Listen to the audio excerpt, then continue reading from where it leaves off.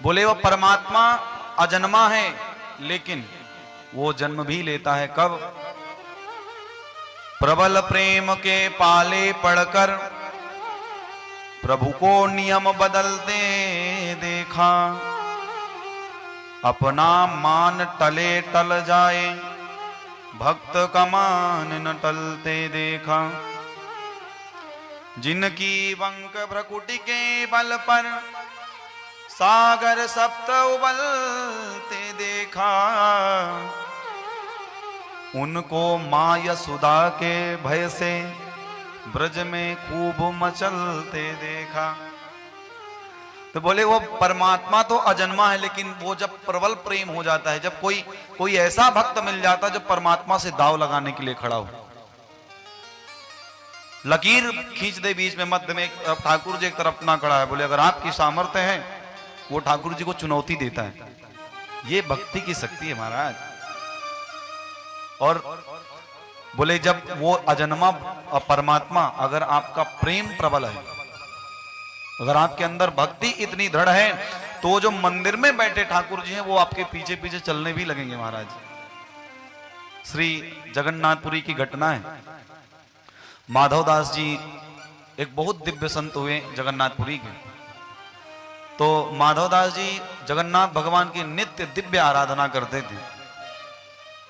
और महाराज एक दिन उनके मन में आया, ठाकुर जी से कहा, बोले ठाकुर जी जय जय, मेरी इच्छा है कि मैं वृंदावन जाऊं। और उस समय की घटना है जब वाहन इत्यादि, रेलगाड़ी, ट्रेन, बस इत्यादि चलती नहीं थी, तो साधन कम होने से अब ठाकुर जी ने पूछा, बोले बाबा कितने दिन में आओगे? बाबा ने कहा कि जय जय, 1-2 महीने जाने में लग जाएंगे, 1-2 महीने आने में लग जाएंगे, और 1-2 महीना वृंदावन में वास करूंगा। अच्छा, तो बाबा हम तुम्हारे बिना तो रह नहीं पाएंगे। ठाकुर जी कह रहे हैं माधवदास बाबा से, बोले बाबा मैं तुम्हारे बिना तो रह नहीं पाऊंगा, मुझे भी चलना है तुम्हारे साथ। बाबा माधवदास कहते हैं, बोले जय जय, तुम्हें दिन में 8 बार भोग लगता है, दिन में तुमको 8 बार भोजन चाहिए, लेकिन मैं विरक्त संत हूं, मैं 4-5 दिन अगर भोजन ना मिले तो भी चल जाएगा, और रास्ता कठिन है, और आपके इतने सुकोमल चरण हैं, आप नहीं चल पाओगे। और आप 8 बार भोजन करते हो, मुझे 2-4 दिन नहीं मिलेगा तो भी चल जाएगा, पर आप भूखे कहां मेरे पीछे पीछे चलोगे? बार बार जब जिद करने लगे तो माधवदास बाबा ने एकदम डांट करके मना किया, बोले आपको कहीं नहीं जाना, मैं हो करके कुछ दिन में वापस आ जाऊंगा।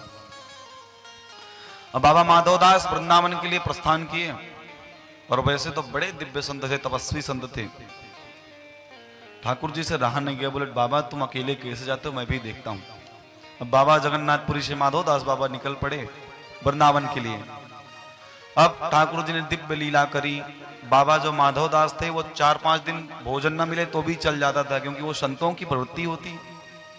लेकिन जैसे ही जगन्नाथपुरी के क्षेत्र से बाहर निकले महाराज, इतनी तेज भूख लगे उनको कि उनको लगे कि पत्ते मिल जाए तो पत्ते खा लूं, लकड़ी मिल जाए लकड़ी, इतनी तेज, इतनी प्रबल भूख लगी उनको। माधवदास बाबा दौड़ते दौड़ते एक नगर पे पहुंचे। नगर में जाकर के उन्होंने एक मैया के घर में प्रवेश किया। बोले मैया जल्दी दे, भूख लगी है, जल्दी खाना दे। मैया ने कहा बाबा ने कहा हाथ पैर धुल ले, मैं अभी थाली लगाऊं। बोले ना ना मैया, बर्तन का तो टाइम ही नहीं, मुझे बड़ी तेज भूख लगी। मैंने कहा बाबा आज तुमने मंत्र वंत्र तो बोले? बोले ना ना कछु मत करो। हाथ आगा बाबा ने आगे पसारा महाराज। मैया जो रोटी रखती तुरंत उसी रोटी में तोड़ तोड़ के खाते संत तो बेचारे। लेकिन इतनी तेज भूख लगी थी कि रोटी तोड़े भी नहीं, सीधे वही एक रोटी जल्दी सब्जी लगाई और गोविंदाय नमो नमः। जब भोजन कर लिया उन्होंने, तब मैया बैठी बैठी देख रही बाबा को। बोले बाबा तू बड़ो निष्ठुर है। बाबा ने कहा क्या हुआ मैया? मैया कहती है बाबा देख तेरे बगल में एक छोटो सो लाला बैठे हुए, तेरे बगल में एक लाला बैठा है, और वो लाला बेचारा बार बार जितनी बार तुम रोटी उठा करके मुख में रखते वो उतनी बार तुमको मोड़ मोड़ करके देखता है। बताओ उस छोटे को बच्चे को तुमने नहीं खिलाया और तुम अकेले कितने कितने पेटू हो बाबा, तुम अकेले खाए जा रहे हो। बाबा ने कहा मेरे साथ तो कोई लाला नहीं है भैया, कैसी बात कर रहे हो? बोले नाना बाबा अपने बगल में देखो। अब माधवदास बाबा ने जैसे ही नेत्र बंद किए, ठाकुर जी ने कहा बोले क्यों? मैं कह रहा था ना तुमसे कि मैं तुम्हें अकेले नहीं जाने दूंगा, मैं भी तुम्हारे साथ चलूंगा। माधव दास बाबा रोने लगे, बोले बाबा लाला जय जय, मुझे पता था कि तुम नहीं मानोगे, और जब मुझे भूख लगी तभी मुझे समझ में आ गया था कि तुम मेरे अंदर प्रवेश कर चुके हो, और अन्यथा मैं 4-4 5-5 दिन बिना भोजन के चल लेता था। लेकिन क्या तो बाबा की भक्ति थी, बाबा ठाकुर जी पीछे पीछे चल रहे हैं। अब बाबा जहां जहां जाते तो दिन में 8 बार भोजन की व्यवस्था करनी पड़ती। तो ये भक्त का स्वभाव होता है, ये भक्त कह सकता है, ठाकुर जी से लड़ सकता है, ठाकुर जी से वो अपनी बात रख सकता है। इसलिए उसके लिए क्या करना पड़ेगा? सबसे पहले में ठाकुर जी से अपना संबंध स्थापित करना पड़ेगा। अगर भगवान को भगवान मानते रहोगे तो भक्ति कभी नहीं होगी। समझ रहे हैं?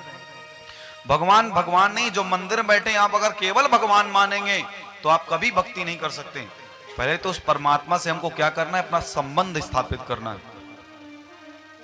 भाई मान लो, मित्र मान लो, पिता मान लो, सखा मान लो, जो आपकी प्रवृत्ति हो, आपके जीवन में जिन रिश्तों का अभाव हो, आपके पुत्र नहीं है तो आप सोचो कि ठाकुर जी हमारे पुत्र हैं।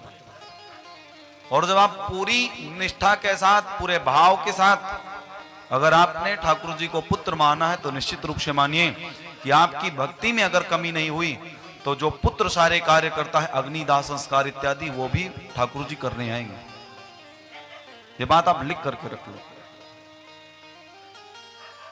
भगवान का स्वभाव ही है अपने भक्त के वचन की रक्षा करना, अपने भक्त की रक्षा करना। इसलिए भगवान को भगवान मानना पहली बात तो छोड़ दो, संबंध स्थापित करो। अगर हमने ठाकुर जी से कोई संबंध स्थापित कर लिया तो ठाकुर जी हमेशा याद आते रहेंगे। नहीं तो मंदिर वाले ठाकुर जी तो आपको मंदिर वाले, जैसे हमारे साथ ठाकुर जी हैं, तो अगर हमने केवल उनको ठाकुर जी समझा तब तो ये 2-3 दिन बेचारे यहाँ रह भी ना पाते, ये तो चल देते उठा के बोरिया बिस्तर अपने।